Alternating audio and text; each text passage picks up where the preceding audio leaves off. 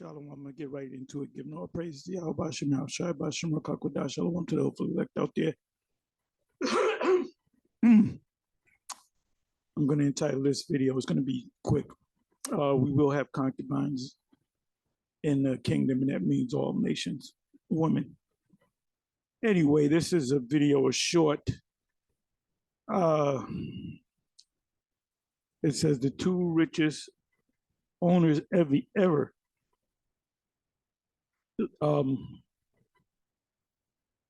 They show you two crap. If you watch it, I'll leave the link in the description box.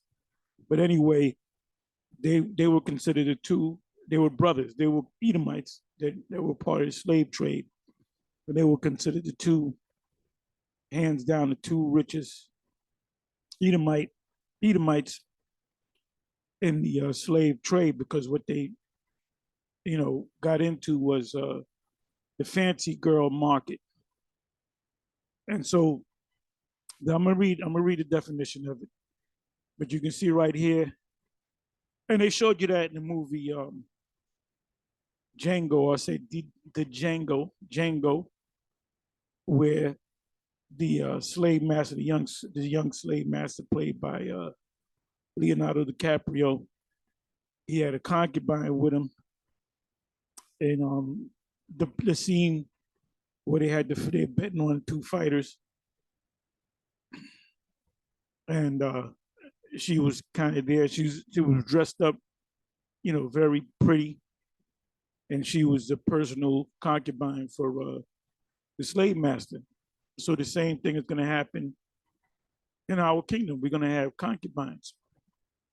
So, and I don't got to go into the scriptures. If the Spirit told me, I'll hit a precept or two. So let's look up the word.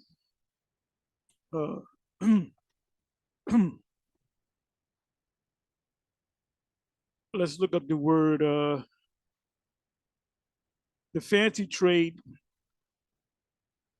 the commodification, making the commerce, money, to be a part of, to make commodification. Commodification means to take something. Like you make an apple pie, you think is the best. Oh, this is the best apple pie in the world. You should sell it. And then you make a company around it, make a box, learn the business of selling apple pies, and you put it out to a few stores, and then you put a commercial out, and people taste it, and they, oh my goodness, this is great. This is the best. This apple pie is better than Aunt B's apple pie. This apple pie is better than my grandmother's apple pie. She made a hell of an apple pie. So what you did was you commodified it. You put it, you turned it into a profitable business.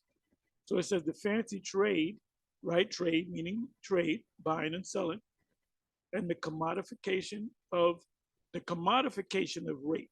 Because if you had women on your plantation that were beautiful women, the slave master would take a woman or two for himself. Showed you that in 12 Years a Slave. The Mandingo, all these movies, you had the so-called slave master, the Edomite. He saw a very pretty slave girl, and he would desire that slave girl and make her, a bed. Another word for what do you call it? Concubine is a bed wench. Look up the word bed wench. That's a woman, pretty woman slave that you would pop, Now in the movie 12 Years, was it? Yes, it's 12 Years a Slave. The slave master of that particular plantation, he was having sexual relations with the slave woman that picked the most cotton. She was picking more cotton than men, and he was having sex, and the wife knew about it, so she couldn't come against the man because you had order. See, not like now with your black woman, she's completely out of order. That's why nobody wants to. She's finding out she's lonely. Nobody wants to deal with no black. I don't talk to black women. Period. I'll say how you doing, talk, but I ain't trying to get with no. I'm sorry, because y'all done fucked up too much. You know you done fucked up. You know you done fucked up. Ain't nobody. You got the passport bros, and now these black women get mad because they're tired of your bullshit. They don't want you. They don't want you. Anyway, that's why you got a lot of Jakes. He'll get with Edomites and he'll get with the Latin tribes. That's what they'll get with. They'll get with they'll get with Edomite women and they'll get with the Latin tribes. Because they don't want to deal with you black ass women with your fucking nasty attitudes. Kevin Samuel's been trying to tell you that for years. So, you're pretty much dealing with a woman of another nation. So that happened back there in slavery because a white man, an Edomite, would fancy a woman with color. Anyway, going back to the movie 12 Years a Slave, the white wife knew about it, but she couldn't get on the husband about it because he was the head of the household. That was the order. So what she did was she took it out on the so-called black woman slave. She would punch in the head. When she would give the slaves cookies, she said, "You can't have a cookie." Smack her, and the slave woman couldn't do nothing about it because she would get killed. So the same thing happened with Abraham's wife, Sarah. Sarah couldn't bear children at that time, and so she had maidens. She had her own personal woman slaves. So she took one of her slaves and said, "I'm going to have you lay down with my husband so you can bear a child, so that could be my child." There was a movie come out back in early 1990, 92, around there, 92, 93, called A Handmaid's Tale. And they made a remake of it. I remember seeing the first one, and they showed how they captured these Edomite women and they separated them. They checked them to see if they can bear children, get pregnant.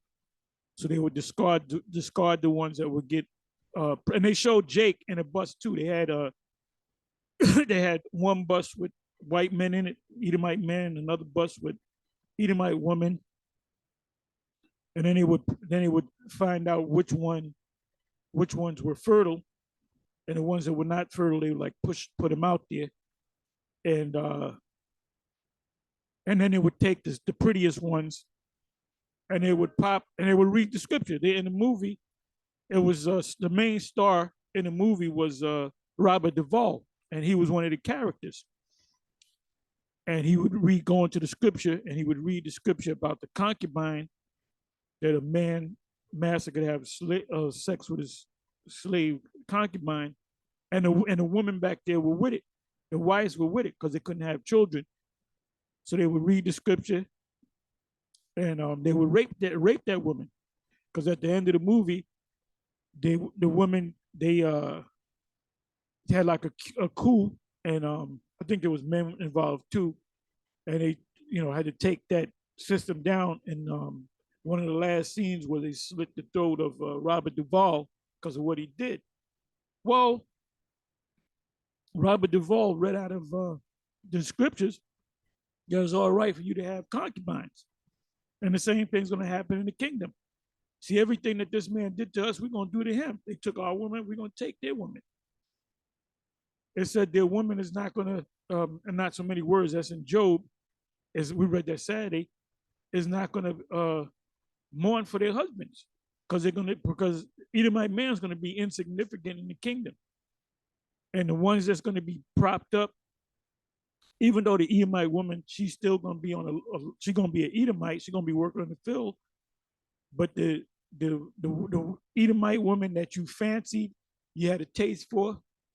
Yeah, I got some taste for some fish and chips. Well, you got a taste for an Edomite woman today. So you get the man's daughter when she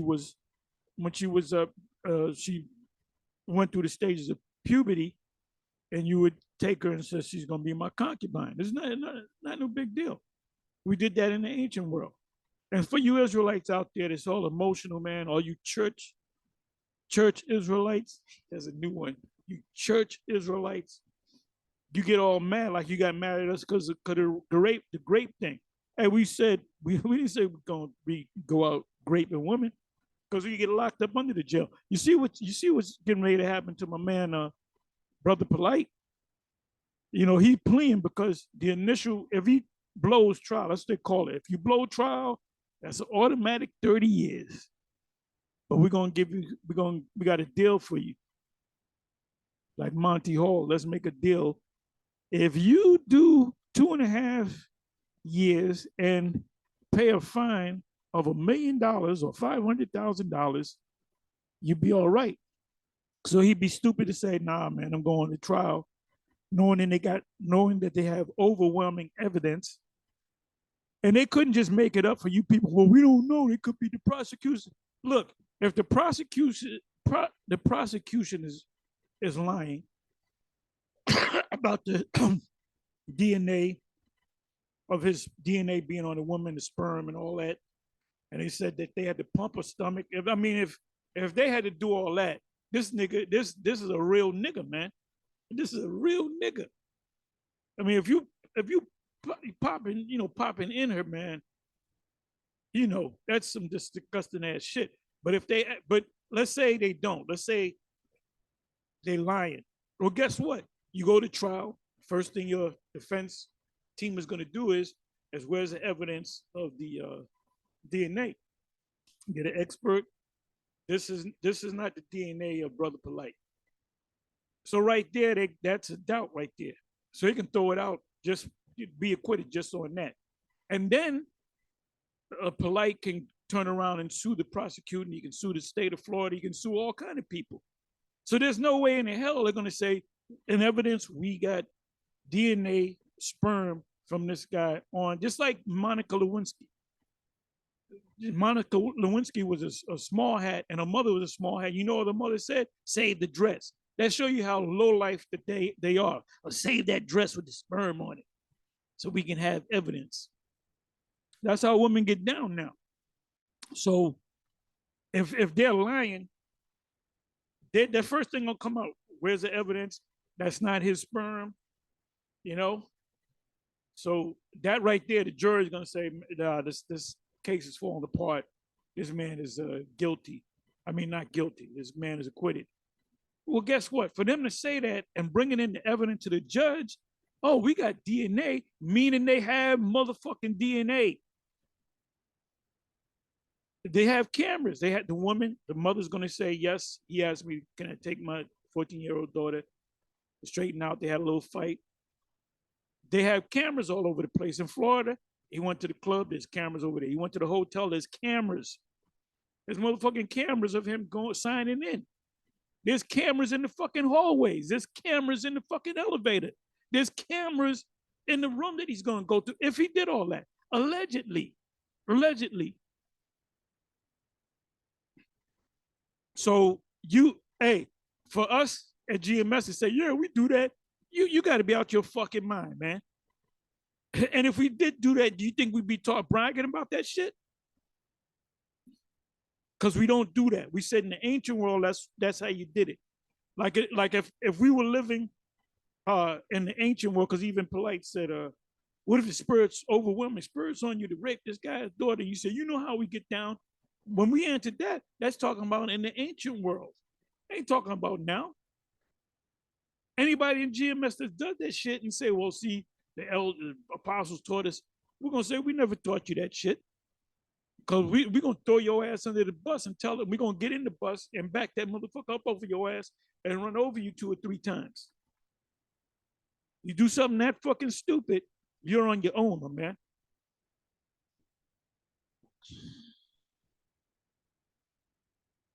Anyway, I went into that little rant. But, you got these guys, we ain't getting with no Edomite women, we ain't getting with no other nation women. We got our own women from the 12 tribes. Look, you're going to have a taste for a Hawaiian woman. He gonna have a taste for an Ammonite woman. We're gonna live in the kingdom, brother, as long as we do everything in the law. And the proof of did not Jacob did not Jacob have concubines of the other nations? Did not Abraham have well Jacob had Rachel and Leah, which were not Israelites, but they came back as Israelites, so to speak, and Laban and them. But the two maidens that Rachel and Leah had, they were concubines. They were maidens. They were maidens. They were the servants of Leah and Rachel. So they had their. That's how royal we were. We had slaves. So she said, "Well, you know what? You gonna lay with my man Jacob, and you're gonna have children by him." And then who took the credit? Leah took the credit. Rachel took the credit. Any other Israelite man that dealt with a woman from another nation that was a maiden to the woman, the Hebrew woman, said, "Okay, you're gonna lay with my husband." Now, what if she didn't like it? She had no say in the matter because you were a handmaid. This is not hard, brother. See, you've been in America too goddamn long. Apostle Rama made a video similar to that. You've been in America too goddamn long, or whatever it was. Yeah, because you're going by what the American standards that you grew up in, and you're going by books that you read about ancient Kemet. Like you actually went into a time machine. You lived in ancient Kemet for 20 years. Nigga, all you got about ancient Kemet is what the white so-called Jew wrote books on. That's what you niggas do. You read books that small hats write. And then you act like you motherfucking hopped in the damn time machine and you live with them for 20 years. Yeah, I live with them for 20 years in my time machine. So that's why this black conscious community bullshit is dying, man. It's dying. So I didn't want to make this long, but and we know all the scriptures. All you got to do, matter of fact, I'll go into a couple of precepts, but let me read this. The fancy trade and the commodification of what? Grape in the, I'm not going to read the rest of it. So this is University of Southern Carolina. So I might click on this and read some of it.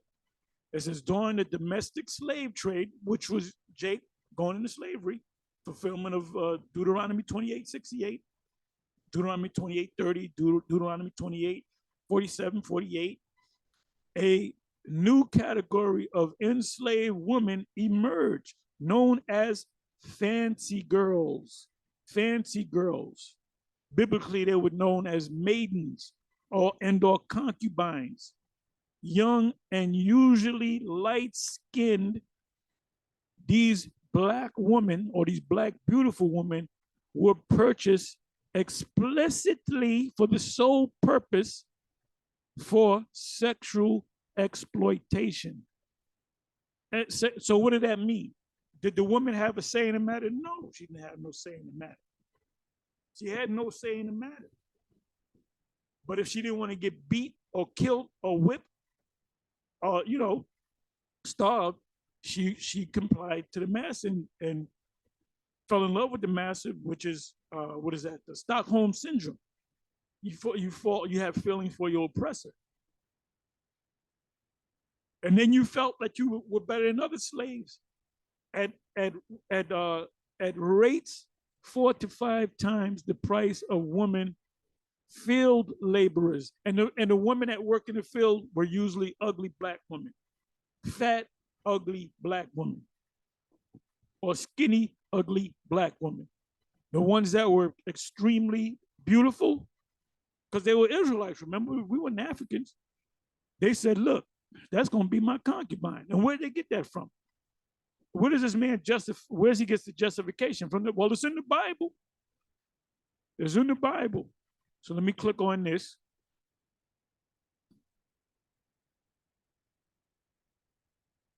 Okay, this is a whole book.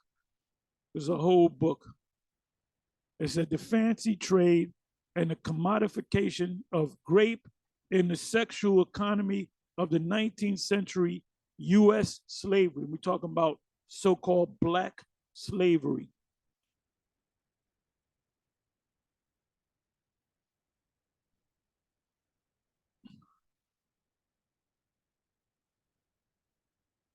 So it's an actual book.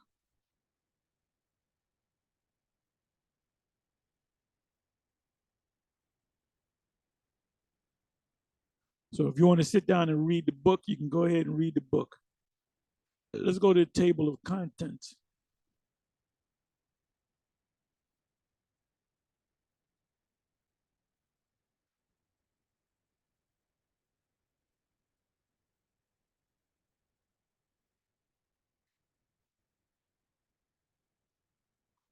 Buying hybrid whiteness, whatever that means, in engendering race in colonial Anglo America,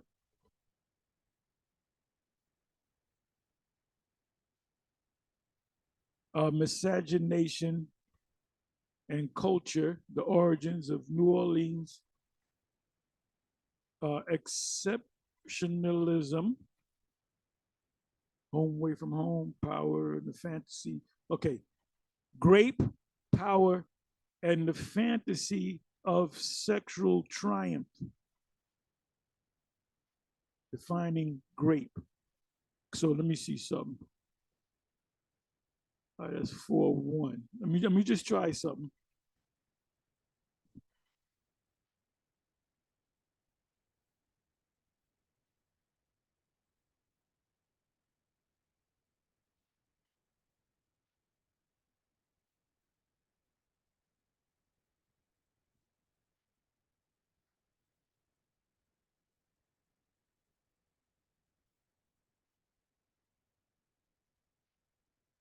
So that's what they did. Like I said, if you want to read the book, you go ahead and read the book.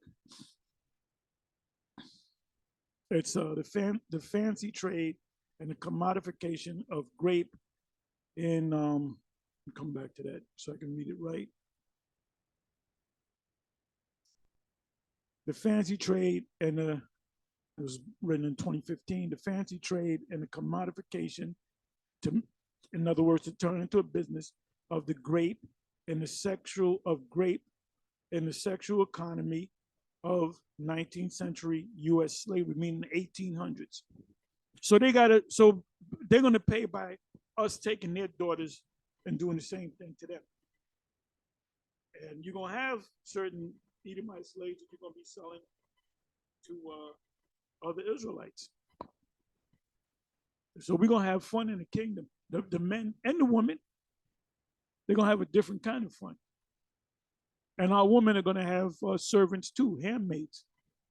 So now and like I said, if you can watch the movie, the original, The Handmaid's Tale. Matter of fact, let me do this. Okay, I don't need him right now.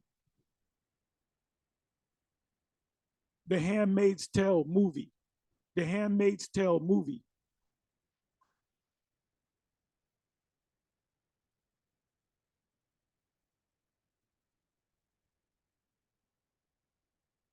Okay, this is the newest one. You got to buy it. Let me see something.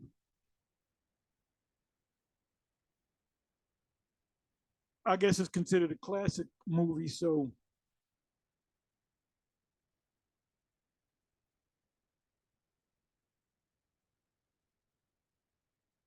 okay, so here it is. A childless couple uses a handmaid to bring them a kid.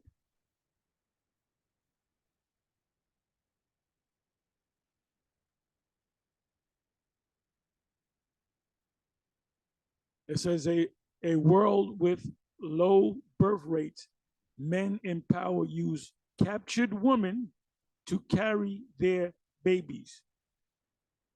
And that comes from the scriptures. And this is the actual original movie right here. The Handmaid's 12. It came out in 1990.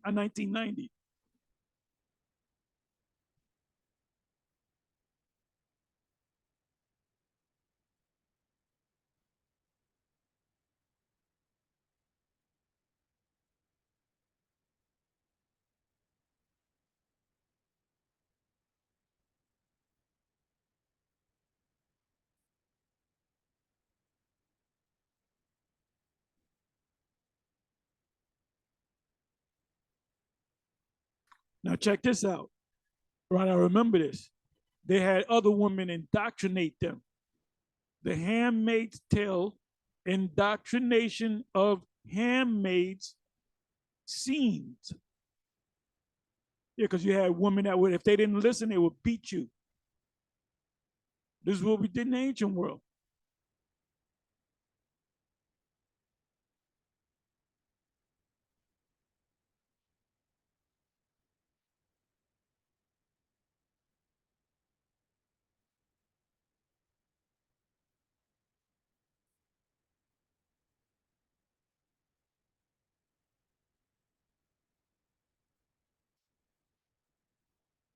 See, beautiful women were always used as, uh, sexual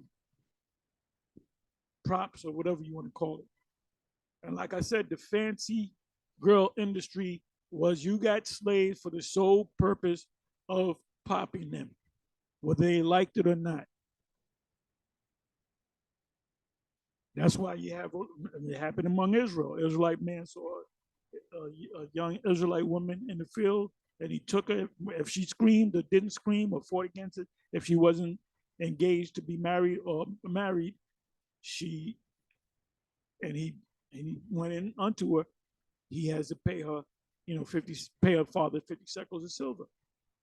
But if the father says, okay, you're gonna take my daughter, my beautiful daughter, and it's gonna cost you X amount of money.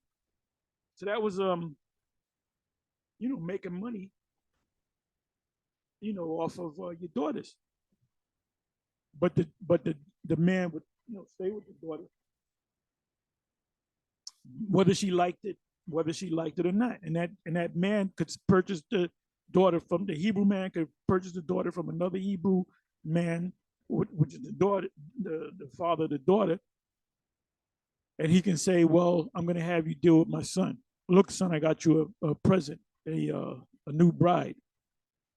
Read the account of Isaac when Isaac first laid eyes on Rebecca, and Rebecca laid eyes on Isaac. Was she on a camel? She was on a camel because she lighted off a camel, and immediately he never saw this chick before, and she was saying, "Who is that man?" "Oh, this is my master's son." And he saw her, and she was foying. She was foying Jim. She was foying, inside joke. And he took her off the camel, went in unto her, and popped her. And then she became his wife. And the word wife in the Hebrew is the word Ayasha, which means the feminine form of a man. Ayash means man, and Ayasha means female man or female woman. So that was going on. That was the norm back then. Now, was it the norm to go around raping Israelite women? No, it was. It was not the norm. It was not the norm. You're not going to tell your father, "Well, I'm going to rape this woman," and then he's going to say, "No, you're not." He had the right to do that because he had the choice. You didn't violate her so much as you violated her father, because it was his choice to give that daughter to you or not. So that wasn't the norm. But if it did happen, he had to. His punishment was he had to pay 50 shekels of silver, and and he couldn't put her away. He couldn't put her away. They had children. She got old. He got other women. He don't like her no more. Well, guess what? You're gonna have to deal with her until she dropped dead or you drop dead. So that's why you had another law when you took over another nation and you saw a woman that you desired. That's uh, Deuteronomy 21, verse 10. It says you can't just rape her in the field. You got to take her because the parents are dead in the war. You got to take her home, and then there's a certain ritual you got to do.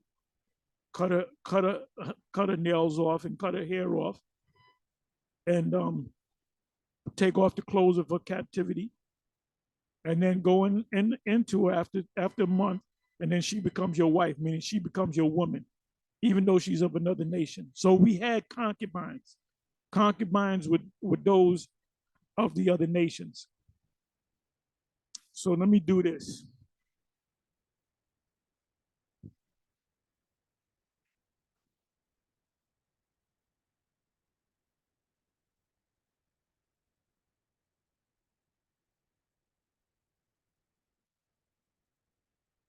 Okay.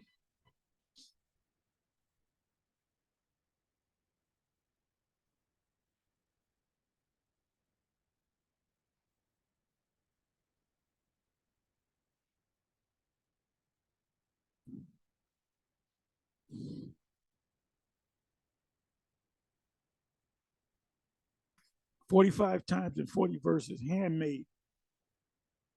Now Sarah, Abraham's wife or woman, bare him no children, and she had an handmaid, an Egyptian, whose name was Hagar.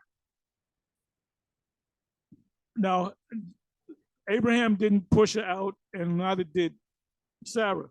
She escaped with her son, and the Lord told her through the angel, go back to Abraham and Sarah and just deal with it. And that's what the Lord told her, look, deal with it. Go back and just deal with it. That's in that's in this chapter. That's in this chapter. So you can read it if you like. Sarah didn't push out the house because that's a runaway slave.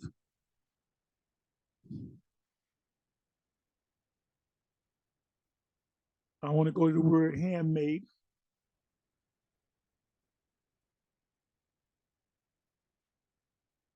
So now we got to go to the bootleg Hebrew, as IUIC says. They say that Hebrew that we go to is bootleg Hebrew. But guess what? Bishop Nathaniel has gone back to being General Nathaniah. Nathaniah is a bootleg Hebrew. So you got a bootleg general. And guys are such fucking hypocrites. It's unbelievable. They don't deal with the Hebrew, but then you ask them about the Hebrew, then they'll start speaking the ancient Hebrew. Then sometimes they'll say the Most High's name and the Son's name, but then they'll go back to saying, come on, man. Keep window shopping, y'all. Okay, so the word here is shop.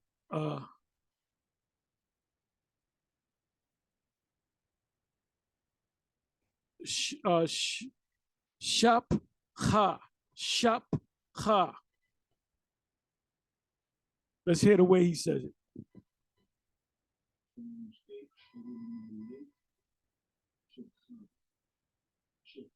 He says shifka. Shifka actually is shapka. This is a pa. Shapka. It was close.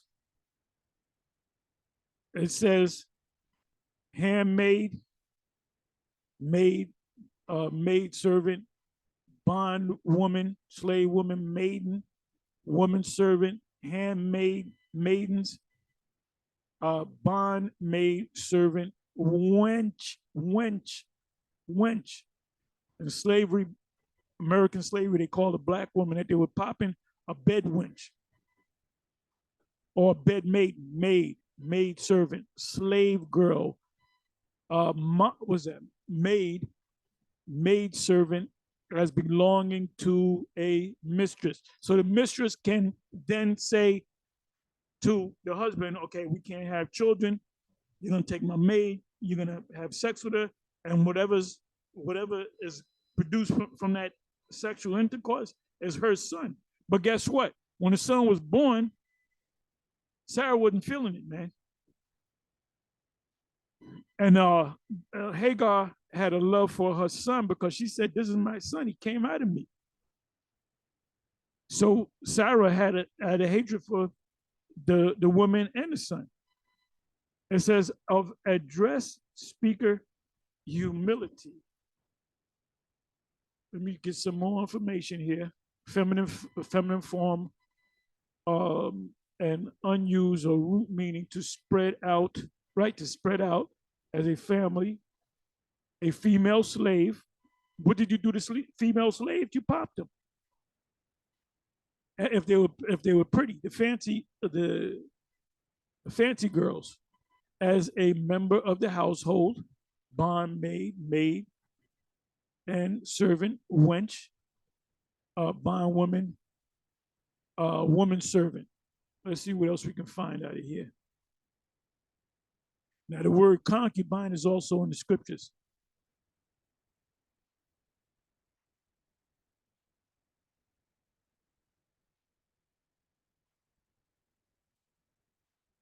Let's look up the word wench. Let's look up the word wench.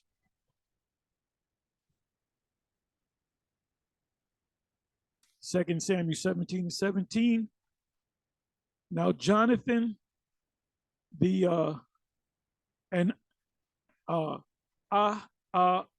Ahimaaz stayed by En Rogel, for they might not be seen to come into the city.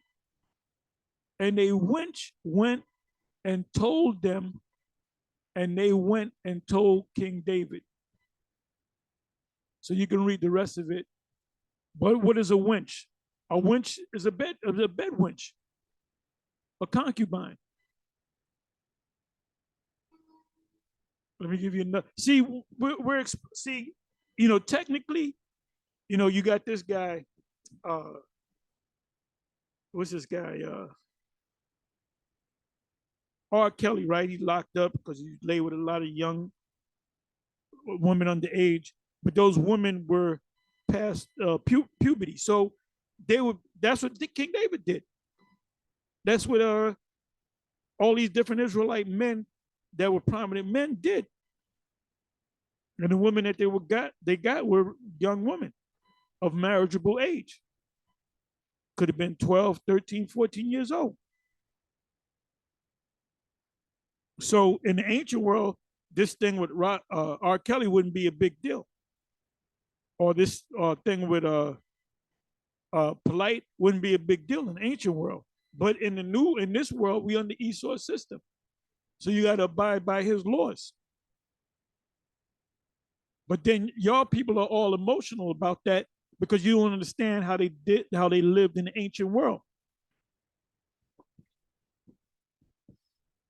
Hey, the scriptures, Paul said, all, how do you say it? All things are lawful, but all things are not expedient. There's certain things, you can't do. And that shows you, like IUIC, they say you got to keep the law. Keep the well, part of the law is great. Killing moles.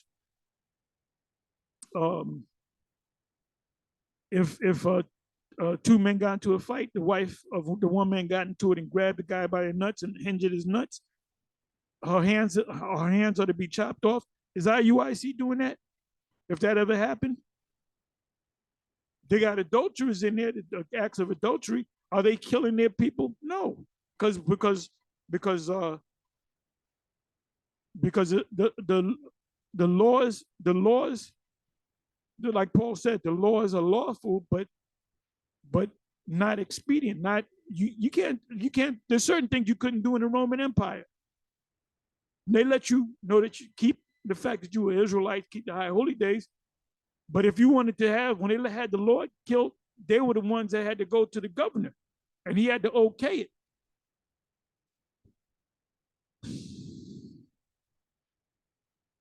So let me look up the word concubine. If I'm not mistaken, that's got to be Second Kings. Let's go to First Kings. First Kings 11. And I'm not doing it for you experienced men in GMS because you already know this. I'm singing to the choir. I'm doing this for you knuckleheads out there, you church Israelites.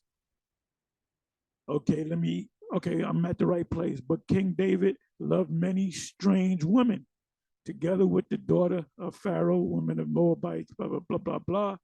I want to get right to the point. Okay, third verse. And he had 700 wives.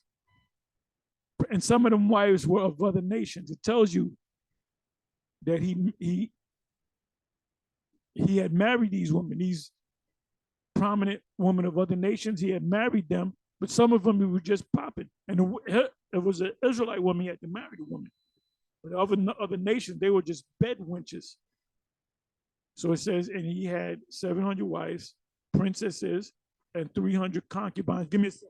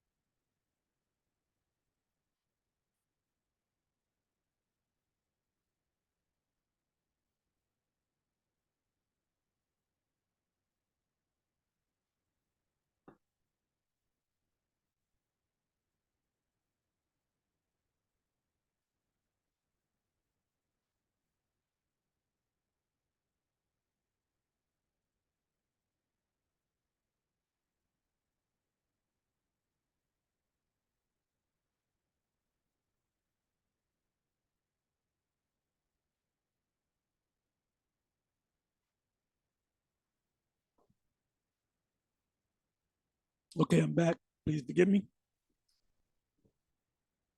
Then he had 700 wives, princesses, and 300 concubines, and his wives turned away his heart. That's why in the law it speaks about don't magnify. Matter of fact, I got to go to that. I'll go to that in a minute. Matter of fact, somebody put it in. This is Deuteronomy. I believe it's 17, if I'm not mistaken. So let's deal with the word. Let's pull some words out in the bootleg Hebrew.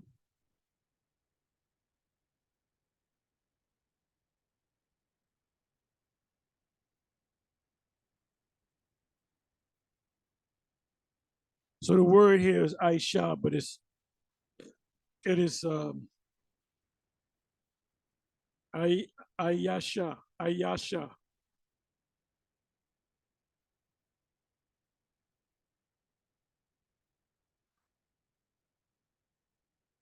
See, I'm gonna prove to you that the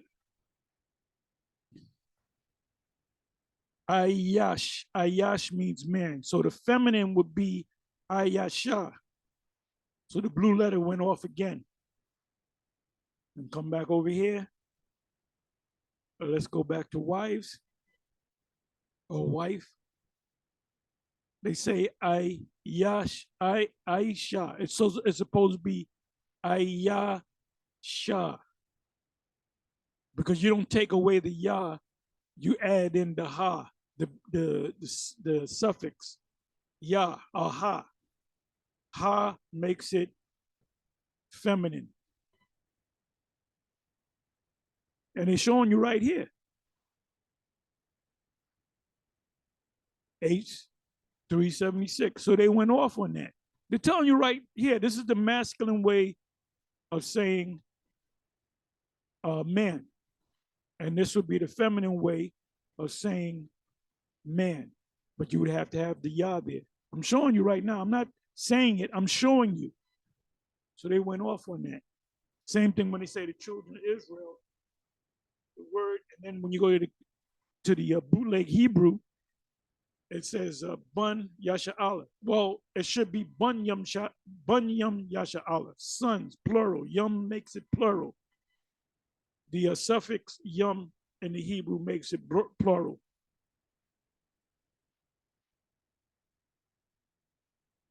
So wait a minute, where we at? I'm sorry. We don't need to read no more. Let's say so. Wives is supposed to be Ayasha.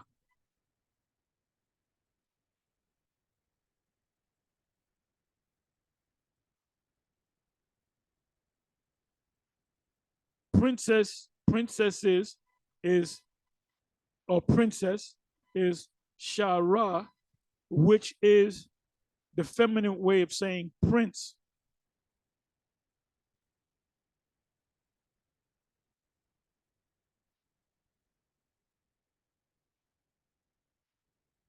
So now we're coming down to the word concubine.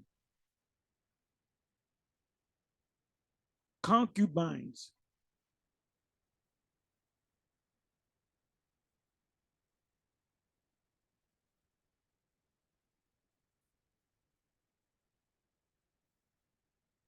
It says payal, pay, pay, payal gash, payel gash, payel gash, peli gesh, similar, of uncertain derivation or root,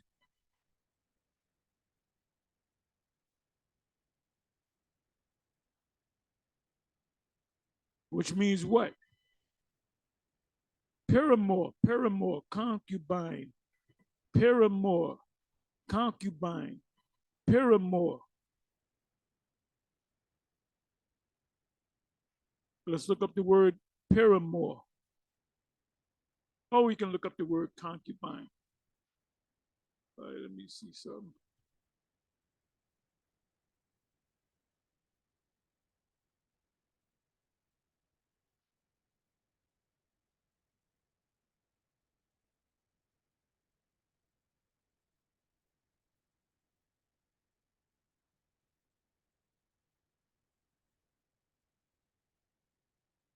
Paramour definition.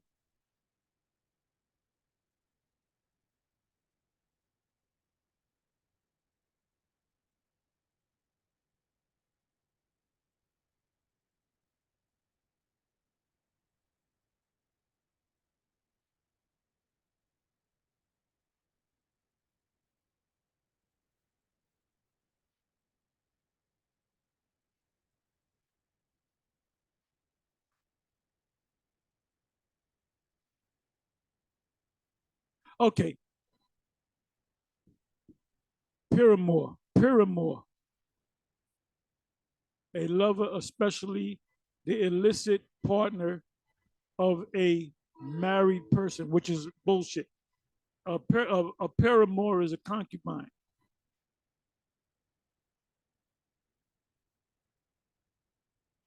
a person with whom someone is having a romantic or sexual relationship, especially a secret or improper. That's bullshit. That's bullshit.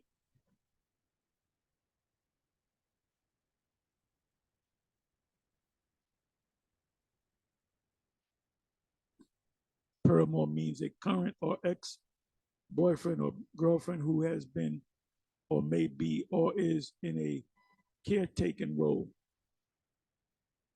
That's fucking bullshit. Excuse my Swedish. Let's deal with the word concubine.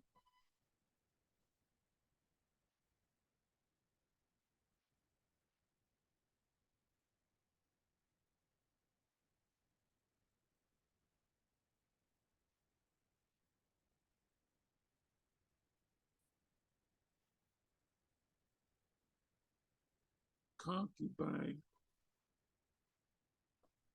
definition.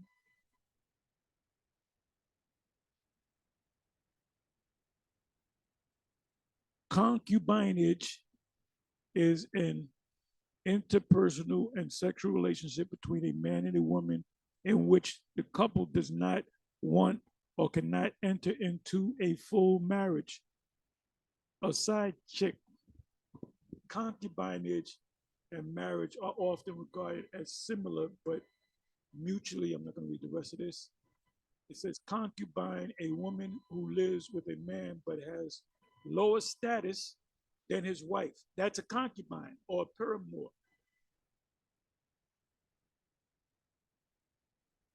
Than his wife or wives. What does the Bible say about concubines? So we're going to have concubines in the kingdom.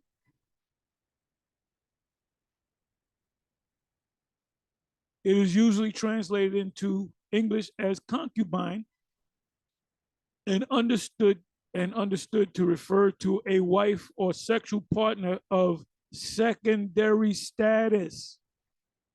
So you had your Hebrew woman, your Hebrew wives, and you're going to have women on the side from the other nations. Those are going to be your concubines. Or what did Reuben do to Jacob?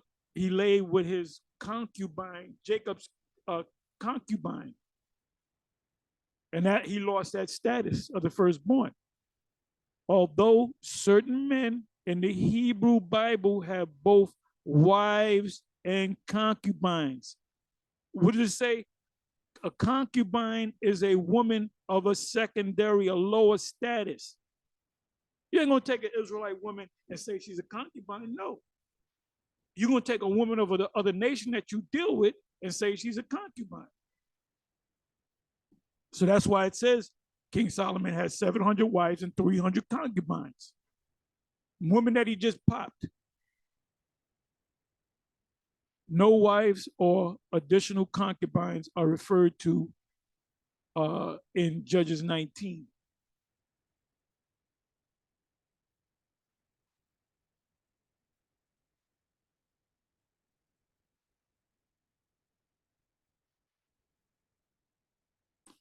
Did God allow polygamy in the Bible? For instance, the Bible now nowhere condemns polygamy. The Bible does not condemn polygamy, having more than one wife. In this case, having concubines as well. So what is IUIC talking about? Some of Scripture's most prominent figures had more than one wife. The first polygamist was Lamech. He married 2 women.